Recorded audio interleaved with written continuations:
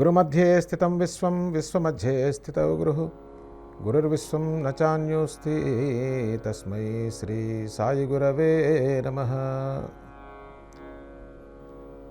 జీవన సత్యం సాయితత్వం కార్యక్రమానికి సాయి భక్తులందరికీ కూడా స్వాగతం. అంటే సద్గురు సాయినాథ్ వార్ల విషయంలో గురువు దైవము రెండు కలిసి మిళితమై ఉంటాయి. అక్కడ ఆశ్చర్యం వేస్తుంది. మొన్న జనవరి 1కి 2 లక్షల మంది సాయిబాబా వారిని దర్శించారు. అసలు ఎంత ఆశ్చర్యంగా ఉంటుందండి. అంటే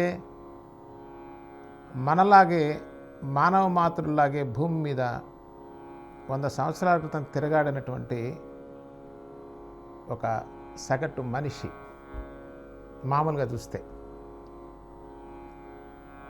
మరి వారిని దర్శించడానికి 100 సంవత్సరాలు అయిపోయింది. మహాసమాధి అయిన తర్వాత 2 లక్షల మంది కిటకిటలాడిపోయింది షిరిడి. జన సందోహం, ఎక్కడ చూసినా జనం. అనేక ప్రాంతాల నుంచి, దేశ విదేశాల నుంచి కూడా పరిగెట్టుకొని మహాసమాధి అయినటువంటి ఆ క్షేత్రానికి వచ్చి దర్శనం చేస్తున్నారంటే we can at least imagine the power of the reality. Saibaba అంటే దేహంతో ఉన్నవారు అనుకుంటే చాలా పొరబడినట్టే. ఆ దేహం 1918లో సమాధి చేశాం కదా. మరి ఇప్పుడు ఏ శక్తి అక్కడికి వీళ్ళందరినీ పరిగెత్తిస్తున్నది? ఎంతమందో విద్యావంతులు, బాగా ఉన్నతమైనటువంటి స్థితిలో ఉన్నటువంటి వాళ్ళు, మేధావులు, గొప్పగా చదువుకున్నటువంటి వాళ్ళు, పదవుల్లో ఉన్నటువంటి వాళ్ళు, కళారంగంలో అత్యున్నతమైన స్థితిలో ఉన్నటువంటి వాళ్ళు, వీళ్ళు వస్తున్నటువంటిది. ఎందరెందరో ఉన్నత స్థితిలో ఉన్న వాళ్ళంతా కూడా వచ్చి సాయిబాబా వారి యొక్క దర్శనం కోసం, వారి ఆశీస్సుల కోసం పరిగెడుతున్నారంటే ఏమా శక్తి! కాబట్టి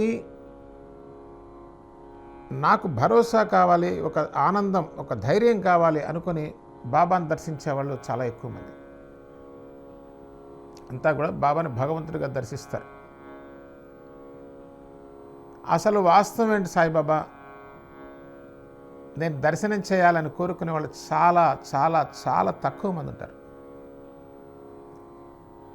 వారు మాత్రమే సాయిబాబాని గురువుగా స్వీకరిస్తారండి. అంటే మనం ఊరికే జనరల్గా గురువు గారు అనేస్తాం. అట్లా అనొచ్చా అంటే తెలియపోతే ఏదైనా చేయొచ్చు, దానికి ఏమైంది కండిషన్ ఏమైంది, తెలియనప్పుడు ఏదైనా చేయొచ్చు. కానీ సాయిబాబా మా గురువు గారండి అంటాం. గురువు గారా? అయితే నువ్వు గురువు గారి దగ్గర నుంచి ఏమేంటి నేర్చుకున్నావు? నేర్చుకోవటం అంటే చదవటం కాదండి. మనం చాలామంది ఏమంటారంటే సాయి సచ్చరిత్రల పుస్తకంలో చూసి చదువుకున్నది నేర్చుకోవటం అనుకుంటారు. కాదు, అది చదువుకోవటం వేరు, నేర్చుకోవటం వేరు. నేర్చుకోవటం అంటే నీ జీవితంలో అది ప్రభవించాలి. చాలా వ్యత్యాసం ఉంది చదువుకోవడానికి.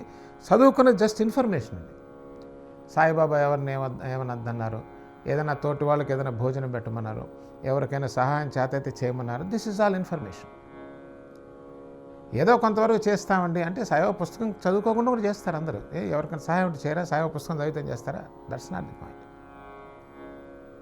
అది కాదండి. సాయిబాబా దగ్గర చదువు అది కాదు. ఆలోచించండి మీరు, నేను చెప్పడం ఎందుకు అది కాదని. ఎవరికైనా ఆకలేసేవాడికి అన్నం పెట్టాలని సాయిబాబా సచ్చేసి చదువుకుంటే తెలుస్తుందా? లేకపోతే తెలీదా? ఎదుటివాడు కష్టంలో ఉన్నాడు, వాడికి సహాయం చేయాలంటే సాయిబాబా సచ్చరిత్ర చదివితేనే తెలుస్తుందా? లేకపోతే తెలీదా? ఇట్స్ అ కామన్ సెన్స్ కదా. సహజంగా ఏ జీవికైనా ఉండేటువంటి టెండెన్సీ అది. సాత్విక భావం ఎక్కువ ఉంటే ఎక్కువ చేస్తారు, తక్కువ ఉంటే తక్కువ చేస్తారు. దానికేం పుస్తకం చదవక్కర్లేదు, దానికి శాస్త్రం అక్కర్లేదు, సాయిబాబా అక్కర్లా. కాబట్టి అది కాదు సాయి సత్యం నుంచి నేర్చుకునేది. మరిన్ని వివరాలు వచ్చే కార్యక్రమాలు తెలుసుకుందాం. సద్గురు సాయినాథ్ మహారాజ్.